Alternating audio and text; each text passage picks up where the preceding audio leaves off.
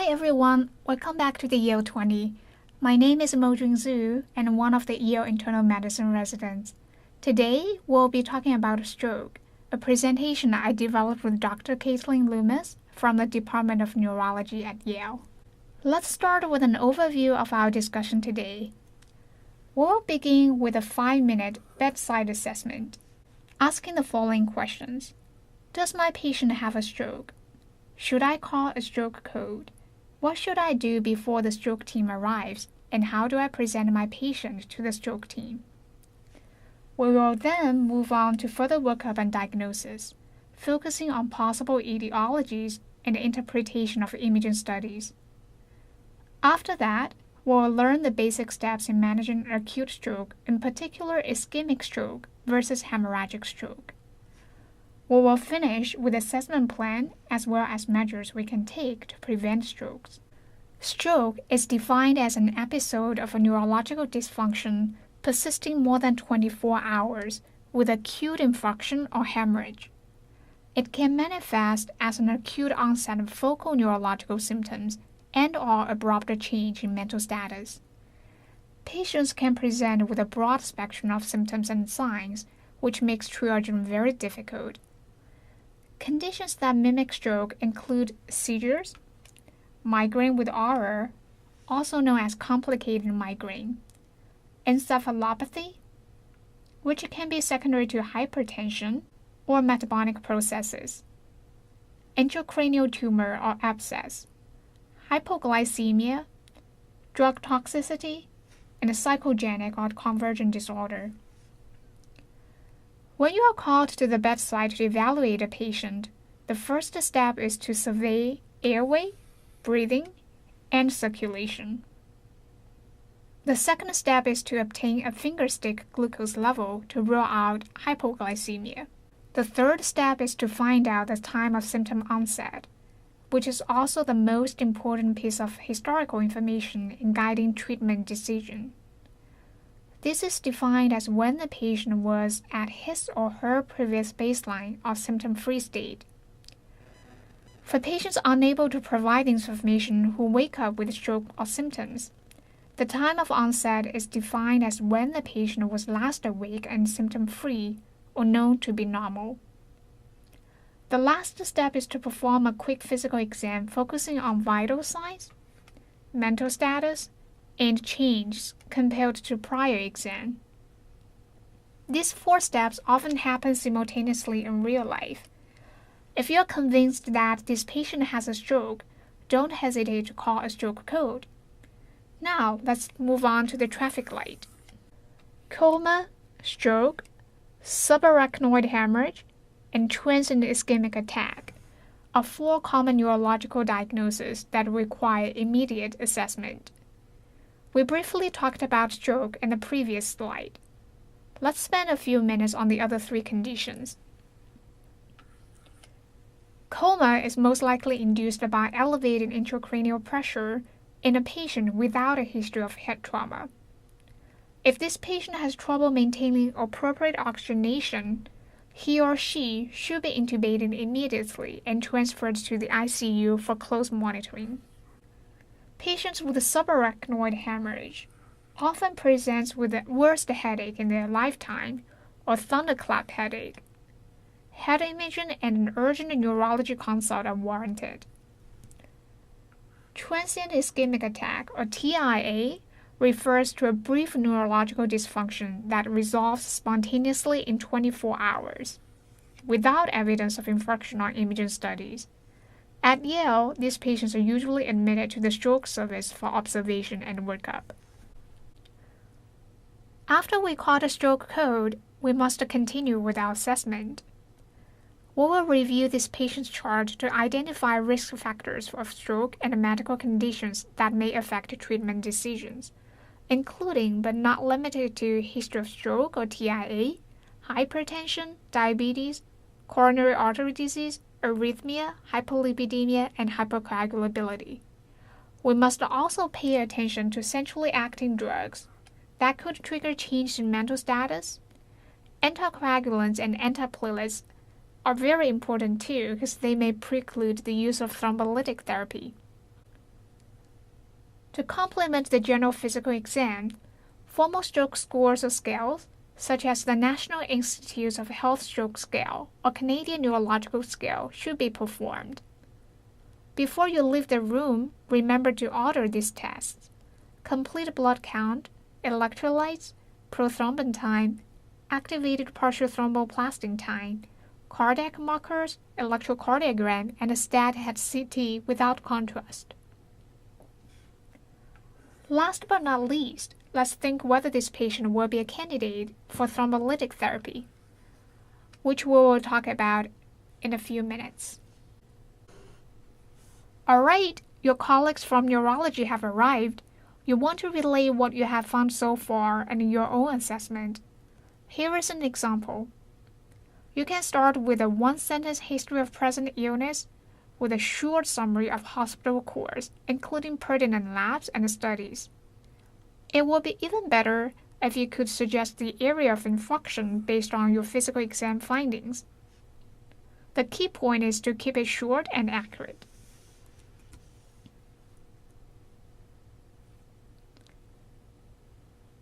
We're now transitioning to diagnosis. According to the data from the American Heart Association and American Stroke Association, if all strokes, 87% are ischemic, 10% are intracerebral hemorrhage, and 3% are subarachnoid hemorrhage. On average, every 40 seconds, someone in the United States has a stroke, and every 4 minutes, someone died of a stroke. Approximately 60% of stroke deaths occurred outside of an acute care hospital from 2004 to 2014. The age-adjusted stroke death rate decreased 28.7%, and the actual number of stroke deaths declined 11.3%. These improvements reflect our ability to better diagnose and manage stroke. Recognizing stroke risk factors is an essential step for us to establish a diagnosis. Generally, we can divide these risk factors into two groups: non-modifiable risk factors and modifiable risk factors. Non-modifiable risk factors are age, low birth weight, certain ethnicity, family history of stroke, and genetics. Modifiable risk factors include diabetes, hypertension, atrial fibrillation and other cardiac disease, hyperlipidemia, chronic kidney disease, sleep apnea, sickle cell disease, smoking, obesity, physical inactivity, diet and nutrition, alcohol consumption, and psychosocial factors such as anxiety and depression. Women have a higher lifetime risk of stroke than men. Stroke risk factors specific to women are migraine with aura, menopause before the age of 42, pregnancy, preeclampsia, and use of estrogen plus progestin, as well as estrogen alone. Brain imaging is required to confirm the diagnosis of stroke. Both non-contrast CT and MRI are acceptable, but non-contrast CT is usually faster and easier to obtain. Intracerebral hemorrhage must be excluded before thrombolytic therapy such as IV-TPA can be given. On a CAT scan, ischemic area appears darker than surrounding due to restricted perfusion. In contrast, a bright or white area suggests the presence of blood. Loss of gray-white differentiation is an early sign of acute infection too. A brain MRI takes between 30 to 60 minutes, and therefore unstable patients will not be able to complete these tests safely. In addition, metallic implants, including some cardiac devices, are not compatible with MRI. Now let's talk about management of acute stroke. We will begin with the treatment for ischemic stroke. According to the American Heart Association and American Stroke Association, thrombolytic therapy shouldn't be delayed while waiting for lab results. Patients with ischemic stroke have symptom onset within 3 to 4.5 hours should be considered for intravenous recombinant tissue-type plasminogen activator or IV-TPA, which was approved by the FDA in 1996 and remains the only FDA-approved pharmacological therapy for acute ischemic stroke. Major contraindications for IV-TPA are listed here. IV-TPA is dosed by weight, and the maximum dose is 90 mg. Infuse 0.9 mg per kilogram over 1 hour, with 10% of the dose given as a bolus over 1 minute. Measure blood pressure and perform neurological assessments frequently. If patient develops severe headache, acute hypertension, or has a worse neurological exam, stop infusion and obtain emergent CAT scan.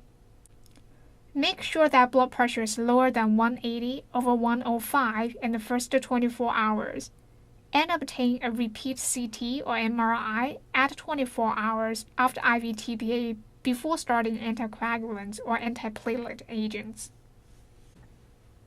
If symptom onset is more than 4.5 hours, TPA will not be the drug of choice. Oral administration of aspirin with an initial dose of 325 mg within 24 to 48 hours after stroke onset is recommended for most patients. Efficacies of other medications and emergent carotid endarterectomy are not well established. Endovascular treatments should also be considered in patients with symptom onset within 8 hours. Continue supportive care in all scenarios. Mortality rates are much higher after hemorrhagic stroke than ischemic stroke. The idea of permissive hypertension does not apply to hemorrhagic stroke. Systolic blood pressure must be maintained less than 180.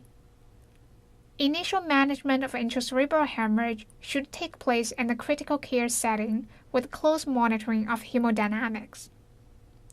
Bleeding diathesis must be corrected, and anti-epileptic drugs can be started for seizure prophylaxis. Neurosurgery must be consulted immediately in aneurysmal subarachnoid hemorrhage. Remember to control blood pressure with a titratable agent and administer oral nimodipine to reduce vasospasm.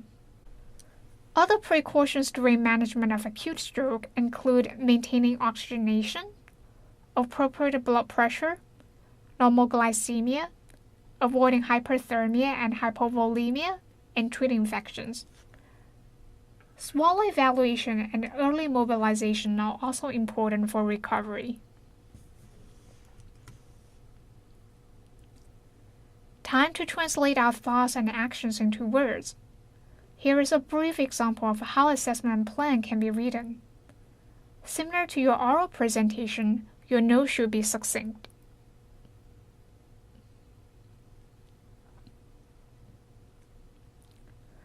Before moving on to the last section on preventions, let's review what we have learned so far. Ischemic stroke tends to present with focal neurological signs and maximum symptoms at onset, and underlying vascular disease is the most common etiology. Hemorrhagic stroke secondary to intracerebral hemorrhage have symptoms progressing over minutes to days. Hypertensive intracerebral hemorrhage is usually associated with bleeding deep in the brain. The cerebral amyloid angiopathy associated with intracerebral hemorrhage often occurs to the cortical surface. Subarachnoid hemorrhage is mostly likely secondary to pre-existing cerebral aneurysm. If CAT scan is inconclusive, lumbar puncture can be performed to look for the presence of red blood cells in the cerebrospinal fluid. For primary prevention, low-dose aspirin can be considered in all high-risk patients, and warfarin for patients with atrial fibrillation and CHA2DS2-VASc score greater or equal to 2. Patients with asymptomatic carotid stenosis should be prescribed with aspirin and a statin. Improving overall health with proper treatment of diabetes and hypertension is the cornerstone. Note that hormone therapies are not useful for stroke prevention in postmenopausal women. For secondary prevention, antiplatelet agents are recommended for non-cardioembolic ischemic stroke or TIA. Aspirin monotherapy or the combination of aspirin and dipyridamole are both acceptable initial therapies for patients after TIA or ischemic stroke. Clopidogrel monotherapy can be used particularly in patients who are allergic to aspirin. Adding clopidogrel to aspirin for 90 days is reasonable in patients with recent stroke or TIA that is due to severe stenosis of a major intracranial artery. It is reasonable to initiate oral anticoagulation within 14 days after the onset of neurological symptoms for most patients with a stroke or TIA in the setting for atrial fibrillation, but this can be delayed if there is a high risk of bleeding. Apixaban, the Big Twin, and rivaroxaban can be used as alternatives in non-valvular atrial fibrillation too. Combining anticoagulation and antiplatelets is not recommended after stroke or TIA, but is reasonable for patients with coronary artery disease status post-stent placement. For patients with atrial fibrillation and a history of stroke or TIA who require temporary interruption of oral anticoagulation, bridging therapy with a low molecular weight heparin is reasonable. There is no evidence to increase the dose of aspirin if patients develop a stroke while on aspirin. There is also no evidence to increase the dose of anticoagulation or adding aspirin if patients develop a stroke while on warfarin or other anticoagulation. Carotid stenting and endarterectomy should be considered in greater than 70% of carotid artery stenosis. You can find more information on this website. Thank you very much for your attention, and I hope you have enjoyed this video.